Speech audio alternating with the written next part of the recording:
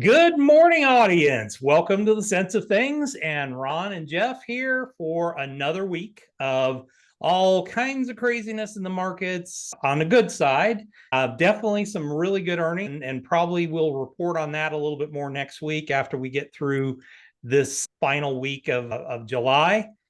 This week, what we're going to focus on, Ron's got a really good chart. We're at the end of the middle part of the year, and Ron's going to take a look at what the estimates are from all the talking heads that are out there.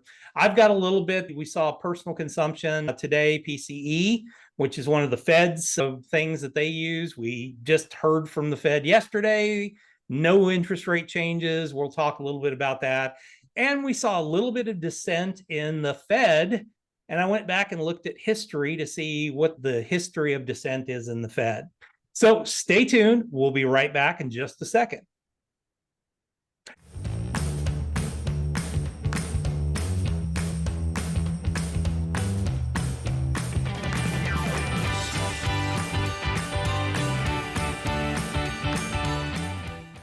Hey, everybody. Welcome to the show. Ron, how are you doing, my friend? Good morning. I cannot believe tomorrow is August 1st. It's just scary. I'm looking at what I've accomplished this year, and I'm like, I've got so much left to do, and it's going away fast. If you think about just everything that's happened in the economy and the markets, it's like we've already had a year's worth of activity. Yep. Maybe two. Yeah. Even the markets, just even the first half year of the presidential journey at this point. We got 3.5 years left to go of that. I know. I'm like, geez, what are you going to do for the next 3.5 years, dude? You've already renegotiated with like 30 different nations and all the stuff that's happened in such a short period of time. China's the big one. Yeah, China's the big one, and we got to see how everything pans out. Yeah. Well, and I think it's going to pan out because, I think they understand now that he's serious. And I thought this morning, it was like South Korea popped in there and he's playing hardball on India, who's been tariffing the crap out of us for years. It's literally reciprocal if we do the 25% there. Yeah, I think it's interesting. It's an interesting time to live. It's an interesting time to be running money. That's for sure. Oh, when it goes up, everybody's happy. Yeah, when it goes up, amazingly, all the phone calls that I get from clients go away at that point. So where do you want to kick off today? Let me kick off. I have a little pop culture for us. I was trying to come up with something unique for today, and I actually found this interesting. Today in history, so I was looking at historychannel.com. Jimmy Hoffa disappeared today in history, July 31st, 1975. So interesting fact there. I looked down to see what else. None of this really mattered. One thing mattered. The Marquis de Lafayette became a major general on this day here in the country, July 31st, 1777.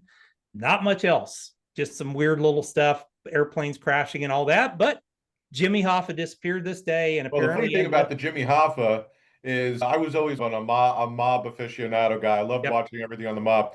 So the mobsters, there were two possible burial places for him. One was outside of Chicago, and they dug everything up. They never found him. The other one, if you remember, was supposed to be in, I think, section 104 in Giants Stadium in the concrete. And when they flattened it and rebuilt Jimmy Hoffa new stadium, they didn't find him there either. So who knows? It was interesting. I watched a thing. Can't remember the guy who did it. It was on Fox Nation.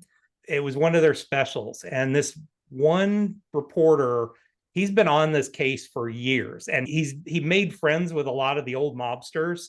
So they're like guiding him along the path. And from what he was able to come up, he's come up with the most plausible thing. It was Detroit. There was this one house. They actually they were able to get into the house. And there was actually blood on the floor in the house when they did the spray stuff. And what they were able to surmise is that he was taken from that house to a local crematorium and he was cremated. I wouldn't doubt it. I wouldn't doubt the last part of that. It's the most plausible. Honestly, it was the most plausible thing because it was something about they had flown into Chicago and then they drove over to Detroit, for something, and then that's when they killed him. And so, like I said, it was the most plausible explanation for it, and not all the weird goofy stuff like Giant Stadium and all that. I never believed that to begin with.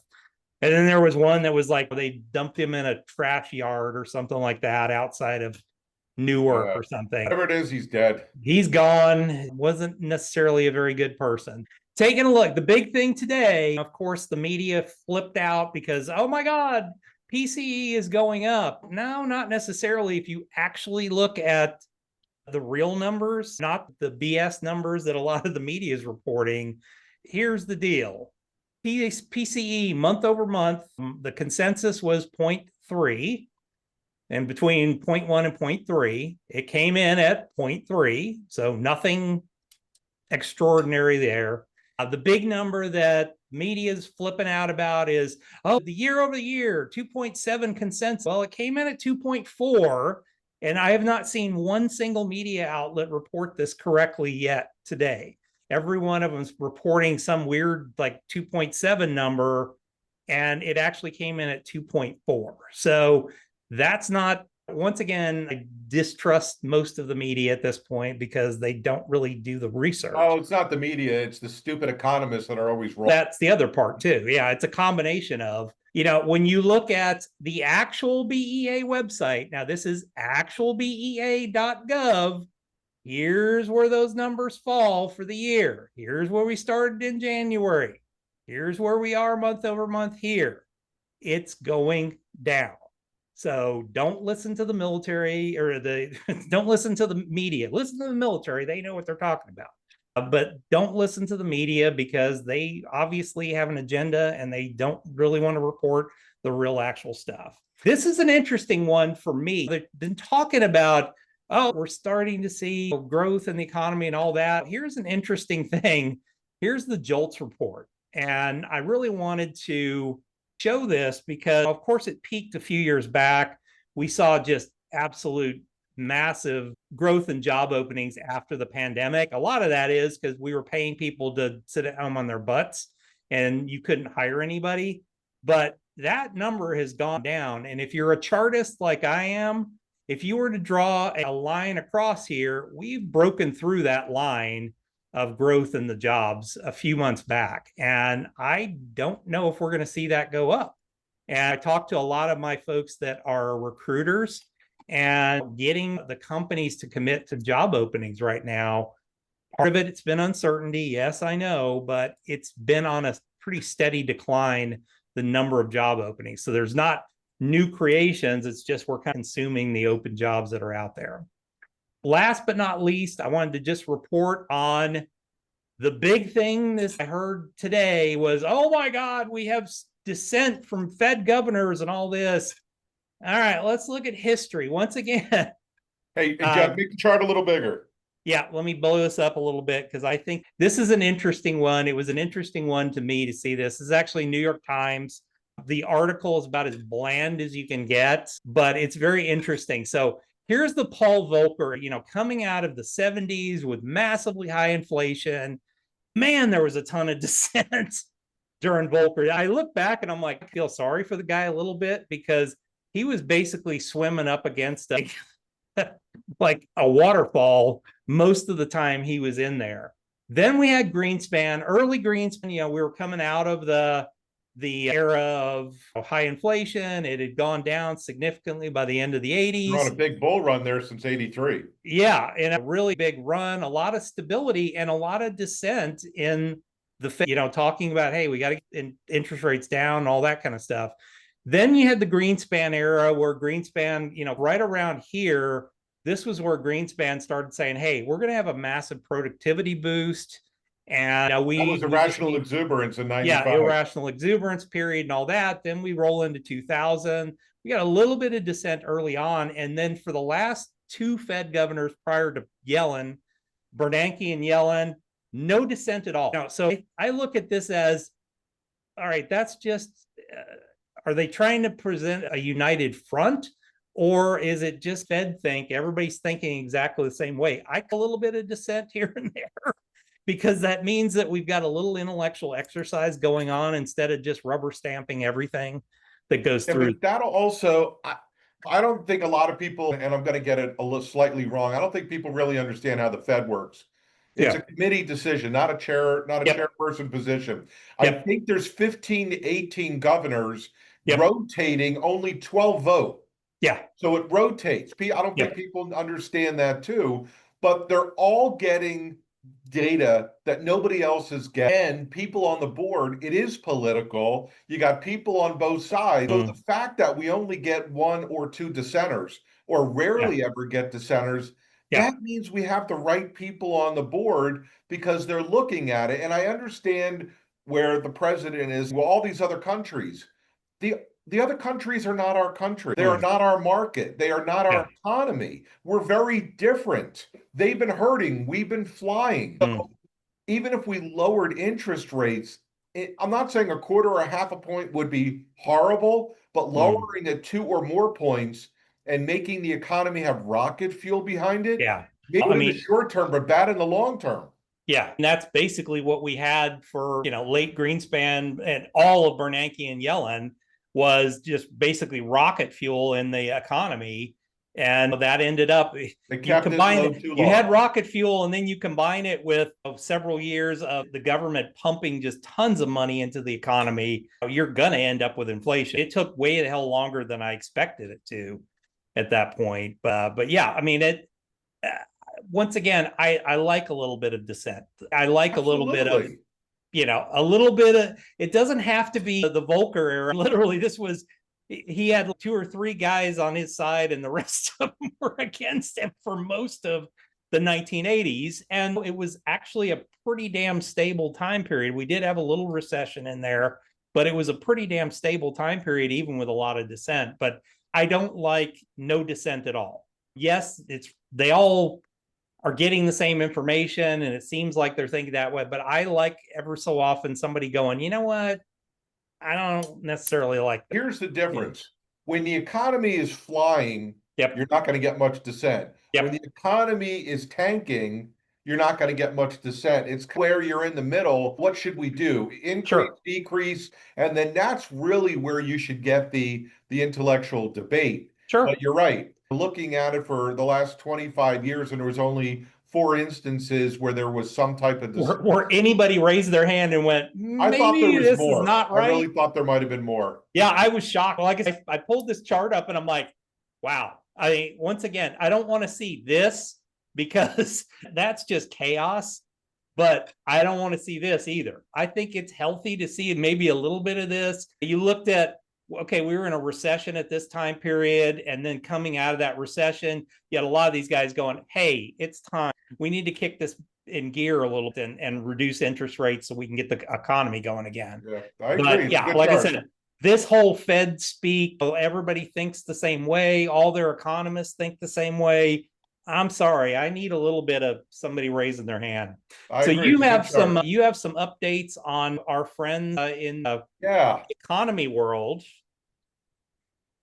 So one chart from First Trust, one chart from Yahoo Finance. Let's start with the one on the right. So this was December, their forecast. Only two stayed the same, never changed. Two. And then you had the tariff tantrum where all of a sudden they're like, wait a minute, oh my God, we can't be at 68 or 7,000 because who knows? We've got to lower this thing. And many of them lowered it 10 to 15%. And then all of a sudden we had a V-shaped recovery. This looks like our S&P 500 market here. And then all of a sudden now they changed it. And I always thought it was funny with Wells Fargo because I don't know who the Wells Fargo market strategist is, but they have the 7,007, like they were the only one that had an odd number. Morgan Stanley, that's Mike Wilson. That guy has the most conviction. And if he's wrong, he'll admit he's wrong. Yep.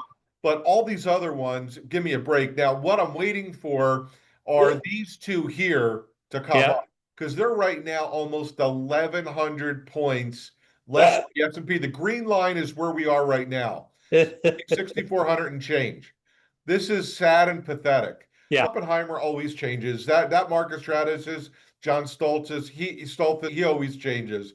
But in the end, I know you got to have some kind of forecast to have a measuring stick. But I don't know your thoughts on. I mean, Oh, we I think do this all the it's time. absolutely the most ridiculous thing. Dini stays pretty damn consistent. It's why I listen to him. It's like, okay, I'm convicted to that. Morgan Stanley, they stay convicted to it. It's like you and I, we do that same thing. It's like, okay, I'm not going to change my forecast for the year. We give ranges. I think that here's the bad scenario, here's the realistic, and here's the really good scenario. And you know what? I hope that the market outdoes my really good scenario at that point. I think it will this year. I think this is interesting here. First Trust, those two guys, Westbury and Bob Stein, Yep. they predicted a recession this year. I heard one of them in person talk in January, and they had been like almost like permabulls the last Yep. 10 years. They predicted a recession. They haven't moved off their 5,200 mark. The Yeah. average is 65, which is just above where we are right now. I think this is incredibly interesting. Yardeni was at 7,000. He came all the way down like 6,400. He's at 65. Yeah. He's always pumping the iron there. It just I don't get it. But I think what's interesting is our numbers. Yep. We didn't change. And it's Yep. funny because my bear case is where we were in April. Okay. And my top end is where we're approaching right now. You're up over 7,000. You were like the highest. And I'm Yeah. not saying it can't get there. That's another 10% move from here. But Sure. also, we are coming into the weakest part of the year. Yeah. August, September is Q3. Yeah. usually the worst Q3 in October. yeah, is historically just eh. Like I said, a lot of things for me, for my bull case, and I still go at my bull case is going to be, I think we're going to get there, quite frankly, from here, because there's a lot of stuff that's rolling into the whole piece. And that tax, once again, I've covered the tax thing multiple times. If you follow me on LinkedIn, I've done multiple articles on the different aspects of the tax bill. There is so much from a tax perspective that is going to make profitability of companies be off the charts amazing this year. And it's not necessarily because they did that much more business. It's just the tax rules that they can leverage are extraordinarily favorable, and it rolls back to January 20th. Right. So, Now, there are some things that are retroactive for this year. yeah. Most of them go into effect for next year. But remember, year two of a presidential cycle is usually a down year. Mm. Historically, if you look at it, it's usually around flat, but down for year two of a presidential cycle. So, if we're running up, is this anticipation and enthusiasm pulled forward and we pull back next year? Maybe. We'll have to see. But I got to tell you, if we hit the 7,000 mark this year, I can't believe we're going to be at 75 or 100 or 7,700 next year, the end of next year. We've got to be able to level out, digest, and move forward. Yeah, like I said, I don't know. Yes, historically, we tend to see that in the second year. This is a whole different animal.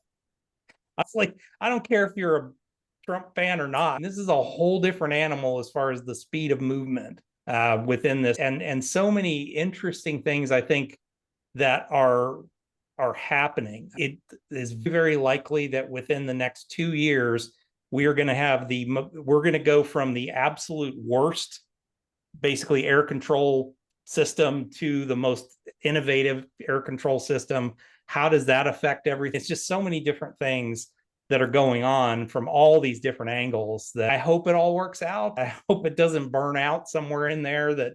It's just the speed of action is just beyond anything I could have ever imagined. Here's the crazy. I think we should probably end on this. Look, the top 10 stocks on the S&P have got not only the revenue, Yep. but the profits to justify the majority of their stock price and their PE. That didn't happen in the dot-com era. Yeah. Go to the next 40. So you're looking at now the top 50. Many of them are showing profits. And are they as healthy as the top 10? No. No. So my point is, how top heavy are we? Mm-hmm. It is become more broad based, but I don't know how these profits can be sustainable. And this is where we were talking in the beginning of all this, how tariffs may impact some of this, especially when it comes to consumer goods, energy, so on and so forth. Yeah, the thing is, we're a massive energy producer now, and we're going to be exporting a lot of that. I'll leave it at this. The one thing I look back at Greenspan that he did extraordinarily well is he understood how the internet was going to have an effect on everything. You know, prior to 1998, I had an assistant or basically a secretary, and pretty much after that, I never really had one forever because I did all the stuff that my assistant used to. I did my bookings and all that kind of stuff. I think we're in a new era, quite frankly. AI, the reason those top 10 are so amazingly profitable is they have spent a lot of money on AI. The rest of the world, the rest of industries are just playing around with it on the edges. And I think integrating a lot of that into medicine. I was just listening to a guy on the news on the way in who's really big into this. And he's like, what you don't understand is most of what AI people think of it are the large language models, the ChatGPTs and stuff like that. Like, what you don't understand is behind the scenes, it's the data analysis that can happen inside of the medical industry. But they've been trying AI in medicine for decades. Yeah, but it's starting to come in. And when that does come in, he was like, we're able to now build treatment plans for people. It's not been effective for like brain cancers. And he's like, we're actually now starting to be able to build treatment plans specifically designed for patients that are working beyond the traditional blast you with chemo, blast you with radiation. It's like some of this stuff is now working because these models, these data models in that world can work. You know, I think as the rest of the world starts to implement AI, yes, it's going to have some effect on jobs, but I think it's also going to take out some of the need for some of the repetitive tasks and get people actually utilizing it from a standpoint of a tool to make their jobs better. And it's going to take some retraining to do that. Yeah. I think we're in a different world. I can very well see us being having a really good year next year as a result. And I hope we'll hit my number for the rest of the year because we'll all have made money and life will be good. Until then. Till then, I don't think the economist model of, oh, tariffs are bad or this is bad really works anymore. And we know they're wrong more than they're right in these cases. Well, we'll see. I think some will definitely get affected negatively and others will be moderate. We'll see. Yeah. All right, man. Thanks, folks, for joining us. Make sure you subscribe to the channel. Hopefully you enjoy these. And I don't want to get political, but sometimes we have to talk about it. Have a little bit of dissent. So have a good day, and we'll see you guys back here the next week.